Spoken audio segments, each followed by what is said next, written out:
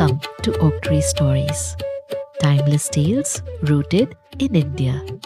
Here you'll find gentle, thoughtful tales drawn from our rich storytelling traditions, from ancient fables and folklore to heartwarming slices of modern Indian life. Each story is carefully chosen and lovingly crafted to be age appropriate and calming, with just a touch of wonder. So come, get cozy, and let the story begin. Hi, I'm Shalini, your storyteller. Before we begin today's story, I want to share something special from our Oak Tree Stories community. Sajel Ishwar, who is 9 years old and lives in San Francisco, sent us a beautiful drawing inspired by our story, Unlikely Friends. Her artwork shows a cute red fox, a turtle, and a leopard, all standing together just as they do in the story. If you watch closely, you might notice how each animal has its own personality. And that's exactly what we loved about Sajel's drawing. Thank you, Sajel, for sharing your art with us. We are so glad you listened to Oak Tree Stories. If you'd like to see Sajel's drawing, it's proudly displayed on our social media pages.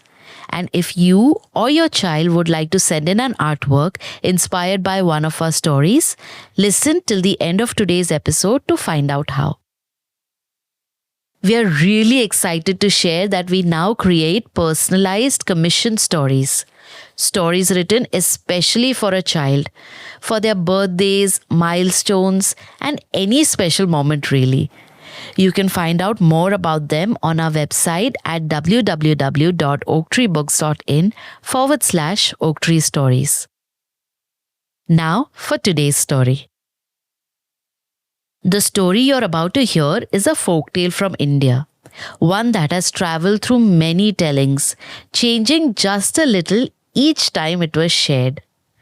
It's a forest story with familiar characters. A lion who believes he knows everything, a fox who believes he knows even more, and an old goat who turns out to know exactly what she's doing. All right then. Find a comfortable spot and let's begin. Once upon a time, in a village that lay close to a deep forest, people took their goats out to graze every day. In the mornings, the goats were led to the grassy plains near the trees. They ate steadily, stopping now and then to look around, as goats often do. In the evenings, before the light faded, the villagers brought them back home. Most days passed exactly like this. But one afternoon, something different happened. In the herd, there was an old goat whom everyone called Bakri Amma. She was not fast and she was not strong. Her legs were stiff and her horns, they were worn smooth. But she lived long enough to know when panic helped and when it did not. That afternoon, while the others were busy grazing, Bakri Amma wandered a little farther than usual. The grass near the forest looked greener, and she followed it without much thought. When she lifted her head, the herd was gone. Bakri Amma stopped. She looked around once. Ahead of her was a dark opening, a cave, cool, shaded and tempting after a long day in the sun. Bakri Amma walked in. Inside the cave, a lion lay resting. He was old too and no longer enjoyed unnecessary effort. When he saw the goat step into his cave, he lifted his head in surprise. The goat stopped. The lion stared. "Do you know where you are?" the lion asked. Bakri Amma looked at him calmly and said, "Meh," which in this case meant, "Yes." "This cave belongs to me," the lion said. Bakri Amma nodded. "I know." The lion frowned. Goats usually ran by now. And why have you come here? He asked.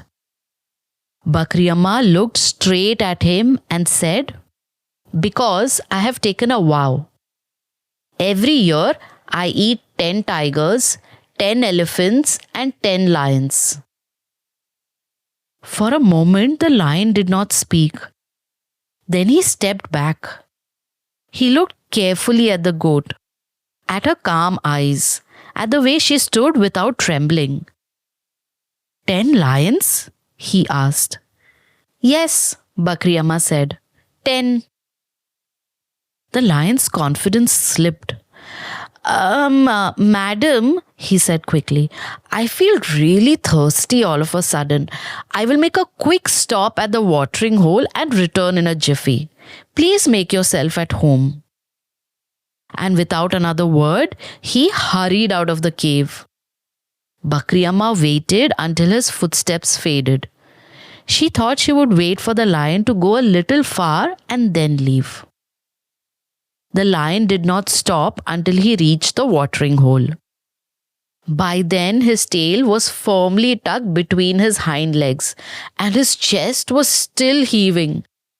He bent down to drink, but his reflection in the water startled him. He looked pale, alarmed. A fox who happened to be nearby noticed him at once. The king looks terrified, the fox thought, and he is walking with his tail between his legs. Something is certainly wrong. The fox padded over and said politely, Is everything all right, your trembling highness? Why does your face look so pale? The lion glanced around, then lowered his voice. There is a goat in my cave, he said. She claims she eats 10 tigers, 10 elephants, and 10 lions every year. I think she may be no ordinary goat at all. Maybe she's a demoness in disguise. The fox listened carefully. But she looks like a normal goat, the lion added, and it is my good luck that I escaped in time. The fox's eyes narrowed. At once he understood what the goat had done. There is nothing supernatural about her, the fox said quickly. She has cheated you. Come back with me and you shall have her for your dinner. The lion was not entirely convinced, but the fox had spoken confidently, and so he felt braver. Together they returned to the cave. Inside, Bakri Amma saw them coming. She felt fear rise sharply in her chest, but she did not show it. Instead, she straightened her back, set her face into a stern expression, and waited. When the lion and the fox stepped inside, Bakri Amma looked first at the lion. Then she looked at the fox. Her eyes narrowed. Meh! So, you have returned. The lion hesitated. Bakri Amma turned fully to the fox. She said, You are useless. The fox froze. I clearly instructed you to bring me 10 lions, Bakri Amma continued. And after wasting so much time, you have brought me only one? She glanced at the lion, as if counting. One puny lion, she said. The lion stiffened. Bakri Amma shook her head in disappointment. She said calmly to the fox, If you do not bring me the remaining 9 before nightfall, I will have to begin with you instead. For a moment, the cave was silent. Then the lion slowly turned to look at the fox. You told me she was lying, he growled. The fox opened his mouth, but the lion did not wait. With a roar, he leapt forward. The fox yelped and ran, darting out of the cave and into the forest, with the lion charging after him in a blind fury. Bakri Amma did not move until their footsteps had completely faded. Then she turned and walked away. Meh, she said quietly, which in this case meant that went exactly as planned. By the time the villagers came searching, they found Bakri Amma already on the path home, chewing peacefully. And from that day on, the fox was far more careful about whom he called foolish. And that was the goat who walked into a lion's cave, a folktale from India.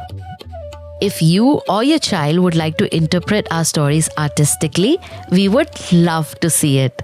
You can share your drawings or paintings with us by filling the art submission form on our website at www.oaktreebooks.in/Oaktree Stories. And if you'd like to support this podcast and help us keep these stories going, you can make a donation through our website.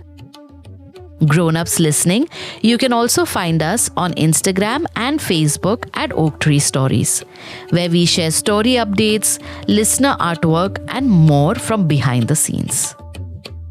Until next time, keep listening, keep imagining, and let patience do the talking.